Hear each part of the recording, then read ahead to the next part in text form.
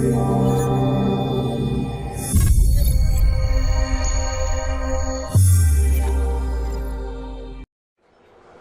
back to Vegas Live. I'm Emaun, your host, and yes, we're down here. The Peppermill, isn't it fabulous? Absolutely amazing place. You've got to come down here because the portions and the food, everything's wonderful. It's fun. It's kind of part of old Vegas. Yep. And I have Emaun with me. Emaun apparently is connected with martial arts, sort of. So we're going to find out what the sort of means. I'm not quite sure what it is, but we're going to find out exactly what's going on in Emaun's life. How are you, Emaun? I'm wonderful. You're looking great. Now you're in kind of martial arts, so you're not into boxing. Right. But what are you into? I am a mixed martial artist. So what that entails is several different martial arts that I know. Like boxing is a part of it. There's Muay Thai, which is Muay Thai kickboxing. Kickboxing, yeah. Yes, and then there's Jiu-Jitsu, Brazilian Jiu-Jitsu, or some people in some circles call it submission grappling. And what is the most popular now? What is going on? Is boxing kind of drifting? Not boxing will never drift out, but it's not as popular as it used to be. But well, with MMA and everything, you got the likes of Conor McGregor that's really making things very exciting right now for MMA fighters, and of course he's going to be fighting Floyd Money Mayweather. When's he fighting that? Is it just coming on shortly, isn't it? Yeah, I had a fight recently with. Who did you get mad at? I had a fight with. I fought on TuffNUff recently, so I fought at Peppermill. So, oh, how lovely! Yeah, it was in front of about like 15,000 people. Can you imagine boxing in front of 15,000 people? Well, I guess when you're in the ring and you start boxing, you really don't even know they're out there. Yeah, it's just like, it's pretty much like how I say, it's like you're watching yourself in a production, like a movie. Yes. So that's pretty much what it was like. Taking the punches. Yeah, rolling with the punches. Rolling with the punches. Yeah, so I also have fought for like other promotions like King of the Cage and IE Fight Night. So is that all been in Vegas, or is it you've been traveling? King of the Cage was in Vegas. Yeah. I fought for them in 2016, and then TuffNUff is here in Vegas also with Jeff Mayer.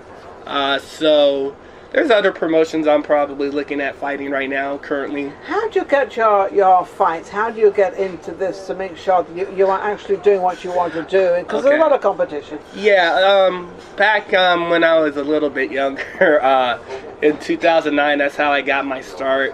I was going to school. I ran into a professional fighter by the name of LaRon Wilson.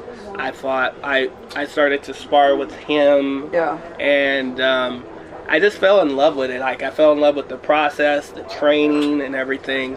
And it's just, as a mixed martial artist, it's just you got to be balanced between all disciplines. I must say, because you kind of being this mixed martial artist means that you've got different ways of fighting. I mean, because I've seen on these fights, they hit above, they hit below, yes, they hit the back, yes, they try to hit the stomach and below, and there's things they try to do to stay in the guidelines, because I'm sure there's guidelines. I don't know, I'm not a boxer.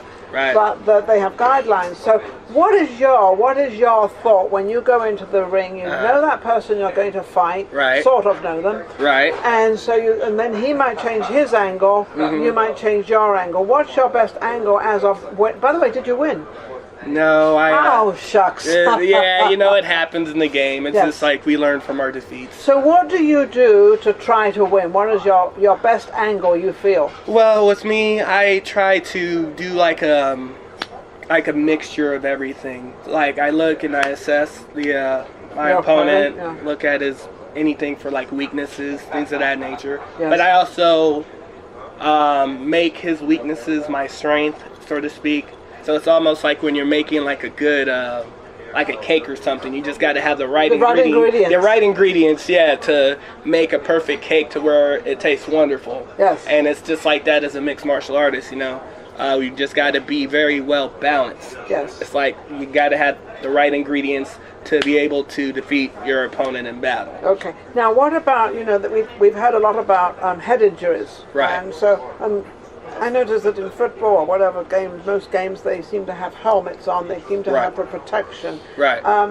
In this, they don't have a protection. Yes. What is the reason being, since there's been so much about this? All right. Well, the reason why it is like boxing, for example. Boxing is like all stand-up. Yes. So they constantly get hit with punches throughout the entire round, maybe anywhere from, I want to say, 100 to 150 punches. Yes. In mixed martial arts, yes, you get hit with punches, but it also goes to the ground. Yes. So that's why there's not too many hits. Getting the two shoulders on the ground. I know a little bit. A little bit of knowledge is very dangerous, by the way.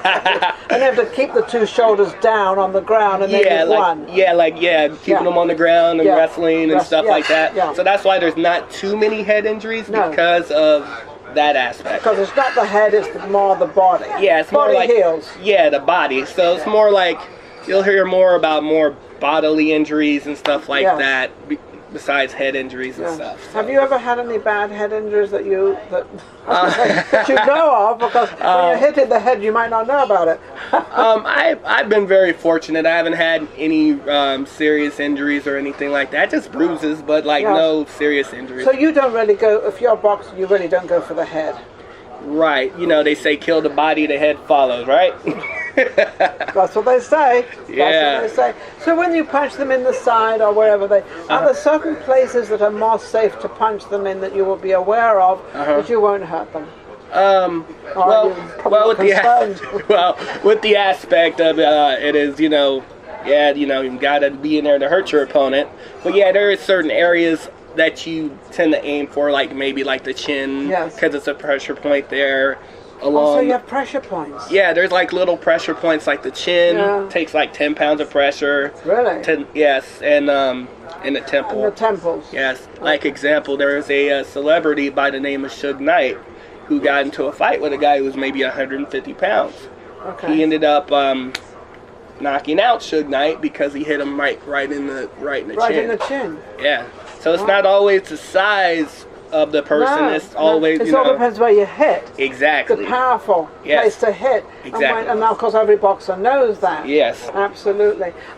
With the attendance of boxing, how is boxing going these days? Is it okay, or it's not as much as it used to be, but it's still there? Yeah, it's still there. You still got like when I was watching boxing growing up, I would watch the likes of Mike Tyson and a little bit of Ali, which was past my time before my time. But so, and then the 90s, you got Holyfield, and then you got Lennox Lewis, stuff like that. But so who do you have now? We got, there's Anthony Joshua, who's a champion, and Deontay Wilder. Deontay Wilder, yeah. So those, a couple of them out there. I know. You don't hear of them as much as you used to hear of them. Yeah. So maybe we have to start bringing this back in again and making it sort of, get it out there. So exactly. That, they get known. And because I think boxing is here to stay. I think a lot of people like to watch it, though the injuries can sort of, stop that a little bit. So what have you got coming up? Right now, I am training just to get ready for another competition. Hopefully in October. Okay. October is my mark. Me and my coach Joey Angelo decided that would be the best to really aim for. So October, I'm aiming for. I don't have any specific promotion in mind right now. It's whatever real promotion. So do you have a manager? Do you have a promoter? Do you have all this together that can sort of help you with your training? Right now, it's like I sort of consult my coach a lot because he's a professional fighter. Yes. I'm just at the amateur level right now.